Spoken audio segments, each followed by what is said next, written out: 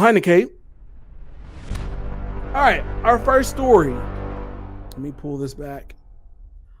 Apparently, we might get treated to an all-star being added to the MCU.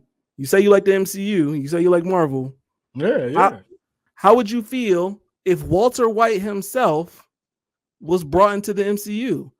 Now, this says an X-Men movie. I'm not sure if that's what he's been brought in for, but apparently there's rumors that he might be added to the MCU. What are your thoughts on Bryan Cranston, aka Walter White, being added to the MCU? It depends on the character, but he's a great actor. I was just watching Your Honor on Netflix, which he's starring in, which is a pretty good series. Mm-hmm. He's been great. He's been amazing since Malcolm in the Middle. The Middle to Breaking Bad to whatever, So honestly, I'm wondering what character they're thinking about for him, though. Now, first of all, if I have a say, you got to go back to playing a villain again. Now, granted, Walter White was kind of a hero to villain, kind of an anti-hero. I'd like to see him as a villain, me personally. Chat saying Doom, I would agree. I think he would play a decent Doom. I can see that. But this is specifically saying X-Men. Let me see if I can find another article here. Okay, Norman Osborn. Norman Osborn would be pretty good. I could see that. I could definitely see that. Sinister would actually be pretty good too. Mr. Sinister would be that would be very interesting, actually. I don't know, look-wise. That'd be interesting to see. Look-wise, him trying to pull off a Mr. Sinister look. Especially since there are different Sinisters. And it'll be interesting to see if they do Sinister, how they're going to adapt that to the live action. Yeah. I mean, I have no doubt that they'll probably CGI it up a little bit, but no, I mean, because we're just now getting the yellow outfit Wolverine, so right.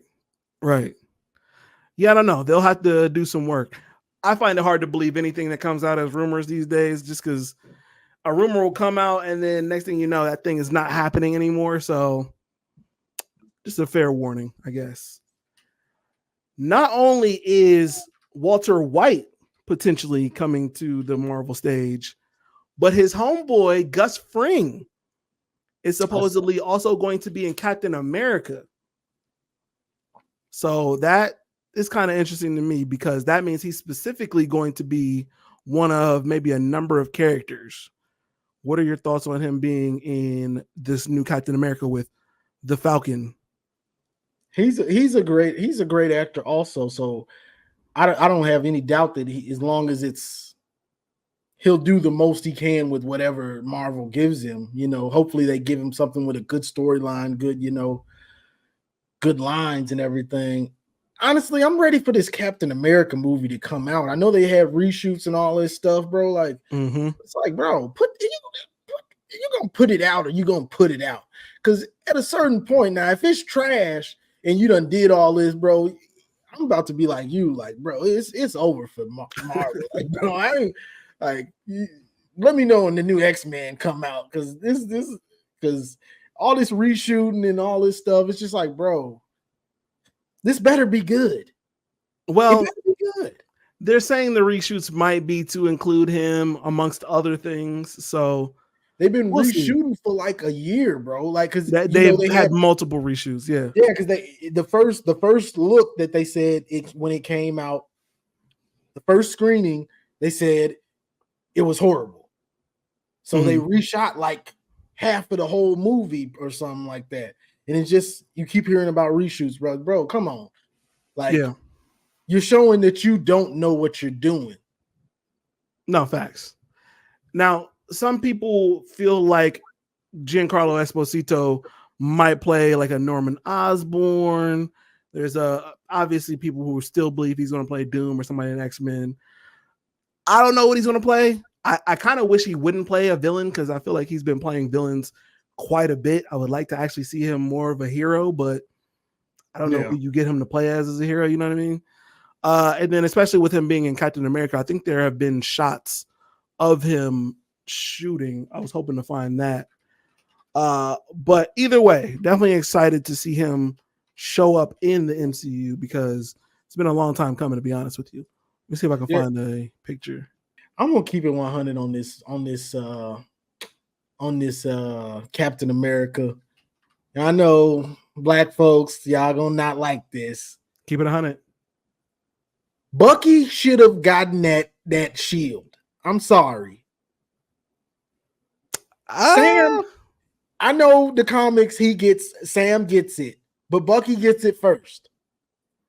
It should have went to him, bro. I ain't got time to be seeing Sam trying to build up some steam and try to hit somebody, bro. I want to see Captain America kick somebody through the wall.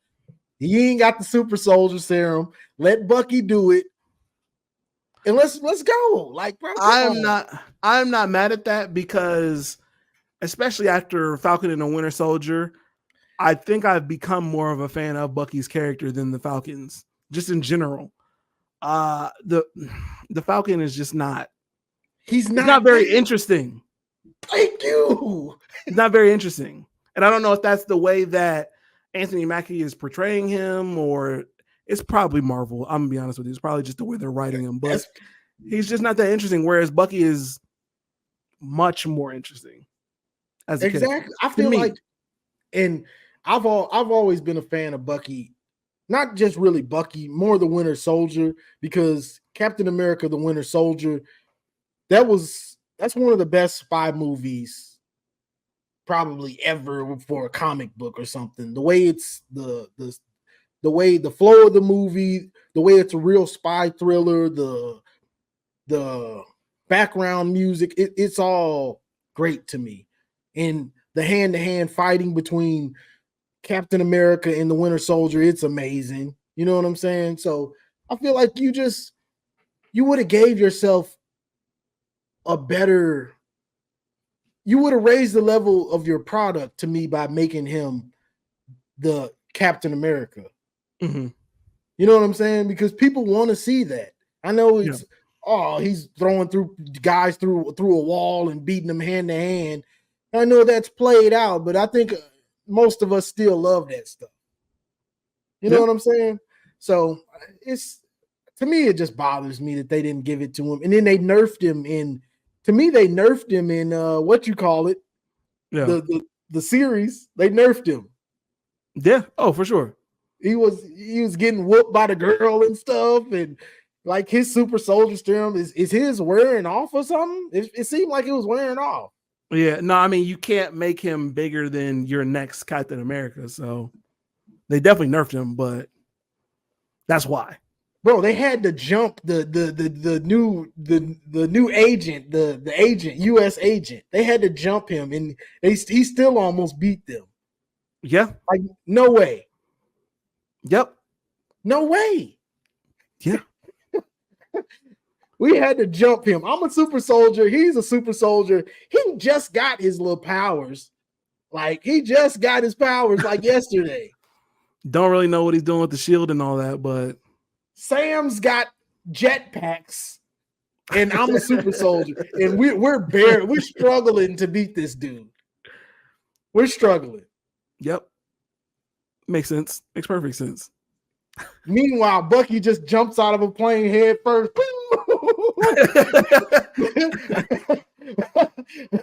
But they act like this dude can't fight this guy. Like, come on, bro. Like, no, come on. Bucky can absolutely fight. And to add to that, like Tony Robinson said in chat, Sebastian Stan definitely has more range as an actor than Anthony Mackie. Great point. I was talking to my girl about that too. Like, bro, Sebastian Stan is like, he's been in a ton of movies, and his range is just bigger, greater.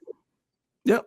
To me, that was a mistake. And I'm just gonna be real. I got a lot of Marvel talk because I don't want to. But to me, it's just showing they don't have a plan, bro. Like, not anymore. No. Exactly. The first phase or whatever the phase was through Endgame, you had a plan. Everything was boom, boom, boom. We have a plan. What we're doing. But to me, they made Endgame like, all right, like this is the end. They were gonna be done making the movies almost or something. Yeah. Yeah. Like, bro, you just made it way too final. And it's costing them, bro. Like for real. Yeah, no, I agree with that for sure. And I think they may try to retcon some of that stuff and fix some of what they did with maybe Secret Wars. But at the end of the day, like you said, they have no plan, so it's not going to really work out so well for them. And Bro, you have no X-Men, you have no Fantastic Four yet. You have you no gotta figure out how to bring them along. You technically don't have Spider-Man, so like the best parts are kind of not here. And you killed off your best characters. Bro, I watched Endgame again the other day, and that Tony Stark funeral at his house, bro, it's literally, if you watch it, they show all the characters one by one slowly. Okay, this group, it's literally seems like they're not gonna make any more of these movies. Like, all right, let's show the Guardians. Let's Bucky and Sam and Scarlet Witch. They pay into each one like, okay, this is the last time. It shows you like, all right, they really didn't have a good plan after this. Not only that, but some of those people that worked on that movie are not working on current movies with Marvel as well. So it kind of shows. And then things like VFX artists not getting the time and resources allocated to them, which makes certain things look completely shitty, takes you right out of the movie. There's a million things wrong with Marvel. But yeah, it starts off with not being able to tell a story, not having a plan, like you said, a very cohesive plan, being arrogant to the point where they think they know what's best for fans. I literally could go on. Yeah, making these new character shows, and specifically the ones that are starring women, and they don't have a character arc. Oh, she got her power. She knows how to use them. She doesn't go through anything. She's the bomb. I'm that bitch. Already? Yeah. You go through nothing? Went through absolutely nothing. But now all of a sudden you know how to be Black Panther. You know how to be what's the girl from She-Hulk. Like all of these things are just insane to me that it just comes from a lack of good writing, being able to create a good story anymore. But again, that comes from people not being involved in these rooms anymore. And then obviously, killing T'Challa was a terrible decision as well. I thought a couple years ago when that happened, I was like, I understand you need to give the actors time just in general, because that wouldn't be fair to them to bring another T'Challa, replace him that fast. But after the years, and it's like, all right, you have to do something with this. You can't just let this character die. Like that's not fair to anybody. And I mean, the whole thing started off as, yeah, you might not recast him in Black Panther 2. Maybe it is too soon, but you have to recast him because otherwise the namesake of your movie is not in here. And now you're doing things like making a million other stories into this one story, and it's just not cohesive. It's not written very well. There's a whole bunch of problems with Black Panther 2, but we've been there. The problem is Namor. I was rooting for Namor to win. I'm just gonna be real. Like I was rooting for him to win. I was not happy that Shuri outsmarted him with that little burning his wings. I didn't like it. Sure. Yeah. I mean, he was dope. I'm sorry. Like, I wouldn't have minded if he beat the brakes off of her and just took over. He was dope. Something had to happen to him for killing Ramonda, because that shit was unnecessary. Him killing Queen Mother. Oh, yeah, I forgot about that. I mean, that was kind of crazy. He was ruthless. He was absolutely ruthless. That didn't need to happen in the movie. She didn't need to die. Like, we've already got Black Panther. T'Challa is dead. And now we got to kill off other people as well? For what? That's true. You got black people being fired from their jobs, and you brought in Ironheart for absolutely no reason. Agent Ross is like half this movie and he has nothing to do with any of this. That's true. All right. I swear to God, I can go on. bro. And this is another problem with Black Panther. I don't want to, but I think this needs to be said. Black Panther, black movie. You in Africa, Wakanda. The first one, okay, black on black crime. It's black on black. It's black on black war. Right? We fighting with ourselves at the end. Black folks fighting. Now, the second one, you fighting the Aztecians or whatever they are. So now it's black on brown. Now it's black on brown crime or black on brown war. You see what they're trying to do? Yeah. Or what they've done? Yeah. You know, I feel like I had that thought too, but I never really expounded on that at all. But that's a fact. They definitely did that. They keep trying to make us fight amongst each other. It's not just a random villain that's just a random villain. It could have been Claude and did something or something. But Yeah. it's the base of the movie is rogue black dude separates. He takes half of Wakanda, because half of them believed in him or whatever. They fighting it out, black on black. Now you got, all right, brown versus black. The Aztecians, they came from the same type of slave labor in the movie. You remember? They experienced the same slave-like trauma. All right, we can't get along. They fighting each other. That's crazy. You know what, though? Marcus will probably agree with this. That is probably a part of Ryan Coogler's writing. If that is, that's how he gets down. He ought to be ashamed of himself. The trauma shit is how he gets down. So, like, he ought to be ashamed because, like, you could. Why do you have to just give a regular villain? You know what I'm saying? Yeah. You don't have to make it. Why do you have black folks and brown folks fighting each other in all these movies? They trying to keep them from going against the government. They really don't want that. They might start a revolution.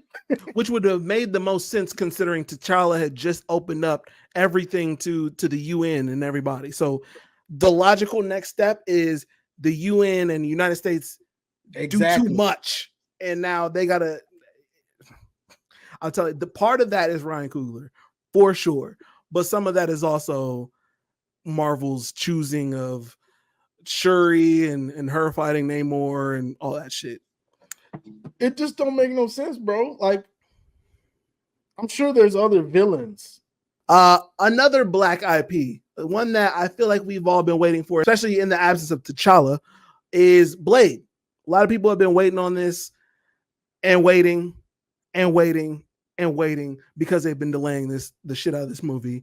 And to some people's point, it's probably not coming out because Mahershala Ali is getting up there in age and they keep rewriting the shit.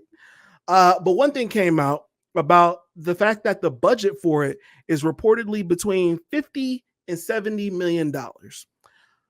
A part of me feels like, because most Marvel movies are somewhere between like 150 to 200. Some get really high up there to like 300 million, which is a lot. But 50 to 70 is like, here's this money. Do what you can with it. I feel a way about that because, again, we're already shitting on some of these black IPs. Mm-hmm. But at the same time, all I really want out of the movie is for Blade to kill vampires. And I can't imagine that the budget needs that much for him to just get out there in the middle of Mexico and kill a bunch of vampires. That's true. But like I said, we've seen some actually Darius from Planet Fanatics, shout out to Planet Fanatics, pointed out on Twitter that Hawkeye and Miss Marvel boasted triple that budget. Like I said, some of these Marvel movies, 150 to 200 million. There seems something inherently wrong about the fact that they're just giving this between 50 and 70 million. That seems like, what are we doing? They gave Hawkeye 200 and some million for that?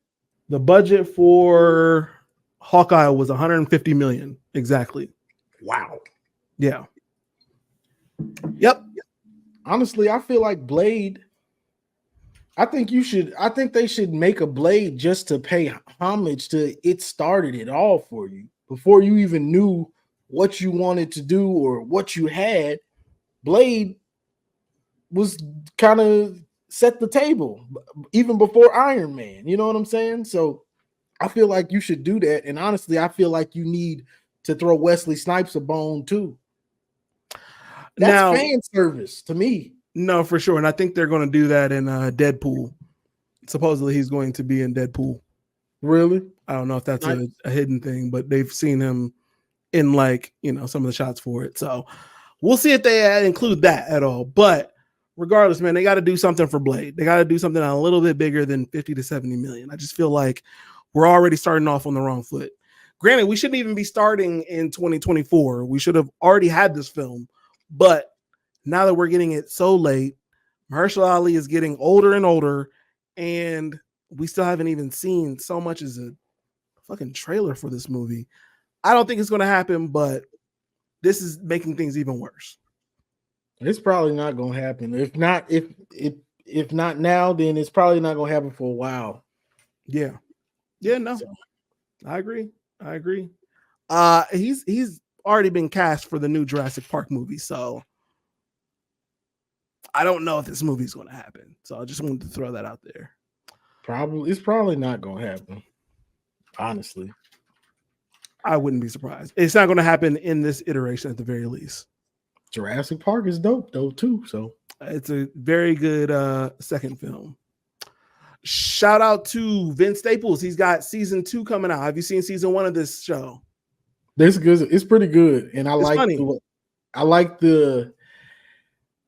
these shows that come out like this. It's got to feel like it, kind of like Atlanta, a little bit, and it's Black culture. It's a lot of stuff that you really won't get unless you're Black, kind of, Yes. Or unless you hang around Black people. It's got a lot of subtle stuff like that. I was just gonna say little subtleties that like you have to be kind of the culture to understand. Yeah, so I'm definitely glad he got a second season.